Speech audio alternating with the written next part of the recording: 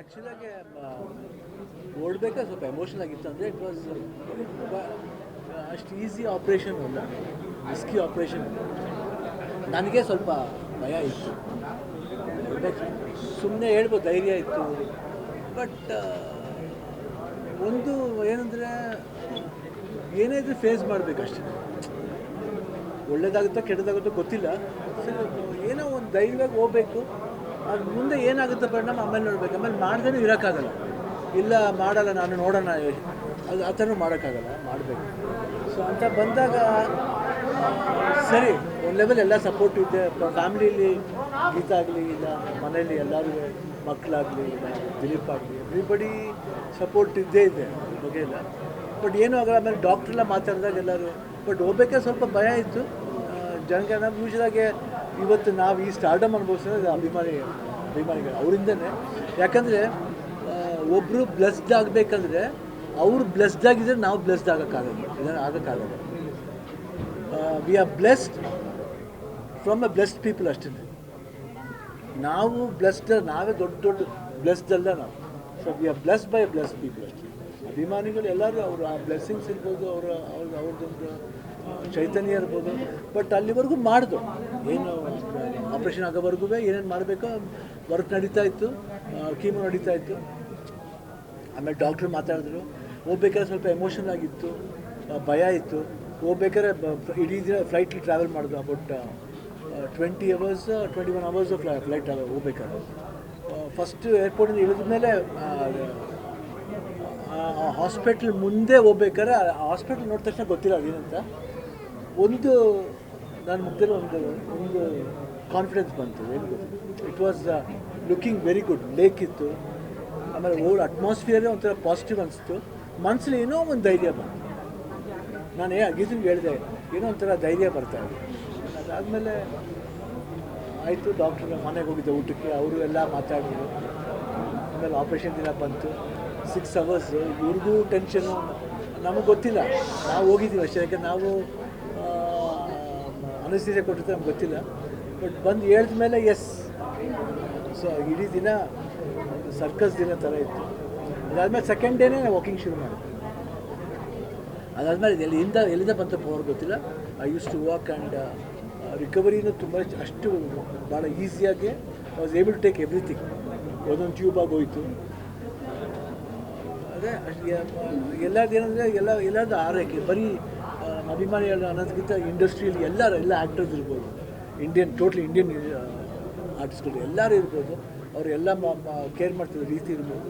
And media ಇರ್ಬೋದು, especially ಎಲ್ಲ ಮೀಡಿಯಾದಲ್ಲೂ ಗೊತ್ತಿದ್ರು ಏನು ಅದು ಹಾಕಕ್ಕೆ ಹೋಗಿಲ್ಲ.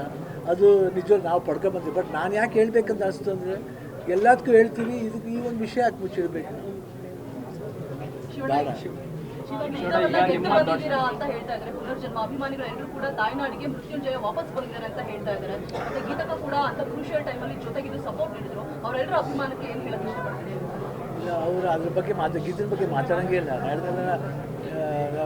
ಯೂಶ್ವಲಿ ಗಂಡಸರಿಗೆ ತಾಯಿಂದರು ತುಂಬ ಇರ್ತಾರೆ, ಹೆಣ್ಮಕ್ಳಿಗೆ ಕಷ್ಟ ಆಗ್ತದೆ ನೋಡೋಕ್ಕೆ.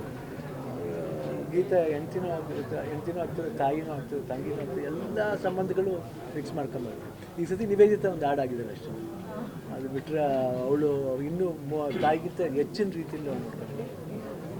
ಆಮೇಲೆ ಭೀಮಣ್ಣ ಇವ್ರು ಬಂದಿದ್ರು, ಮಧು ಬಂದಿದ್ರು, ಎಲ್ಲರೂ ಆಲ್ಮೋಸ್ಟ್ ಪ್ರಶಾಂತ್ ಬಂದಿದ್ರು.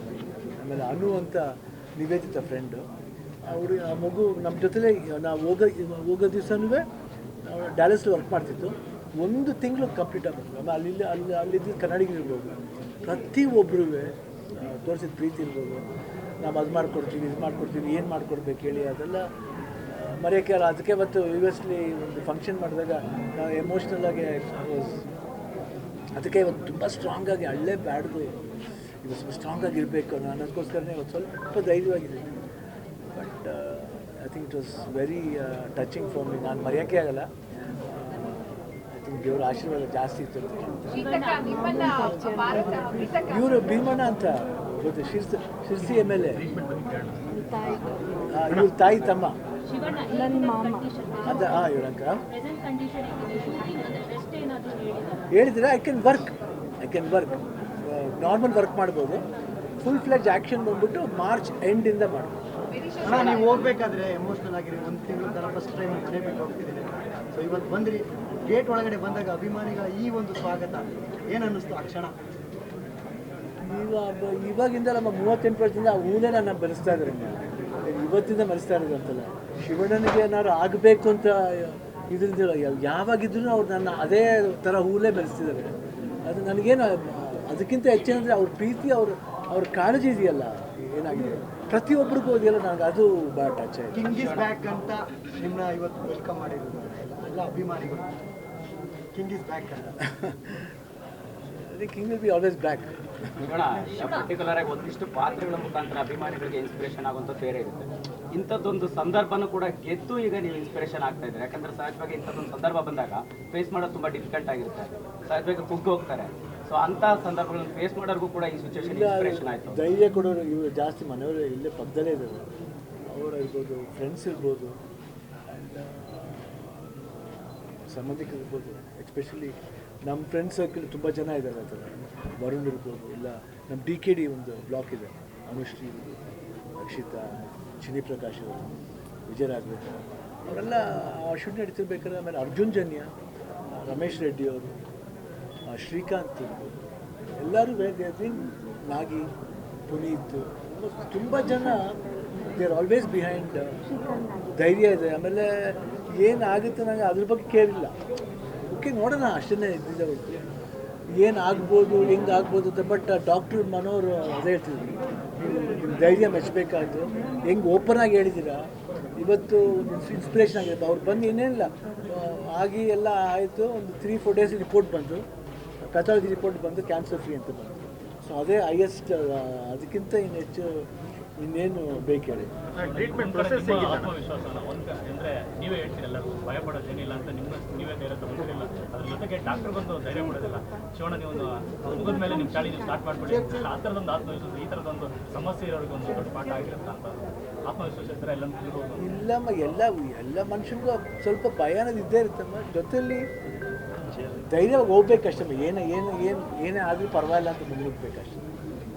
ಟ್ರೀಟ್ಮೆಂಟ್ ಪ್ರೊಸೆಸ್ ಈಗ 190ಗೆ 6 ಸರ್ಜರಿ ಅಂತ ಹೇಳ್ತಾರೆ. ಅಷ್ಟೊಂದು ಕಠಿಣ ಸಮಯ. ಆ ಮಿಯಾಮಿ 6 ಸರ್ಜರಿ ಅಲ್ಲ, ಅದು 6 ಸರ್ಜರಿನ ಒಟ್ಟಿಗೆ ಸೇರಿಸಿ ಮಾಡಿರೋದು, ಒಂದೇ ಇದನ್ನು ಮಾಡಿರೋದು. ಬಟ್ ಆ ಹೊಲಿಗೆದು 190 ಮಾರ್ಗೆ ನನಗೆ ಅದೆಲ್ಲ ಗೊತ್ತಿಲ್ಲ. ಯಾಕಂದರೆ ನಾನು ಕೇಳೋ ಪರಿಸ್ಥಿತಿ ಇರಲಿಲ್ಲ. ಅಷ್ಟು ಕಠಿಣ ಸಮಯ. ಅವರ ಡಾಕ್ಟ್ರ್ ಅದ್ರ ಬಗ್ಗೆ ಹೇಳೂ ಇಲ್ಲ ನನ್ನ ಹತ್ರ. ಚೆನ್ನಾಗಾಯ್ತು. ಶಕ್ತಿ ನೀವು ನಿಮ್ಮನ್ನ ಗಟ್ಟಿಗಿಟ್ಟಿಂದಲೇ ಜನ ಮಾಡಿ ಹೊಗಳ್ತಾ ಇದ್ದಾರೆ. ಸೊ ಅವರು ನಂಬಿರೋದು ನಿಮ್ಮನ್ನ. ಸೊ ನೀವು ಹೇಗೆ ಬ್ಯಾಲೆನ್ಸ್ ಮಾಡಿದ್ರಿ, ನೀವು ನಿಮ್ಮಲ್ಲಿ ಹೇಗೆ ಧೈರ್ಯ ತಗೊಂಡ್ರಿ ಅಂತ ಹೇಳಿ. ಯಾಕಂದ್ರೆ ನೀವು ಯಾರು ಹೇಳಕ್ ಆಪ್ಷನೇ ಇಲ್ಲ, ನೀವೇ ಎಲ್ಲಾನು ತಗೊಳ್ಬೇಕು. ನನಗೆ ಡಾಕ್ಟ್ರ್ ಹತ್ರ ಒಂದು ಝೂಮ್ ಕಾಲ್ ಮಾಡಿದಾಗಲೇ ನನಗೆ ಅವ್ರನ್ನ ನೋಡಿದ್ಮೇಲೆ ನನಗೆ ಸಮಾಧಾನ ಆಗಿತ್ತು.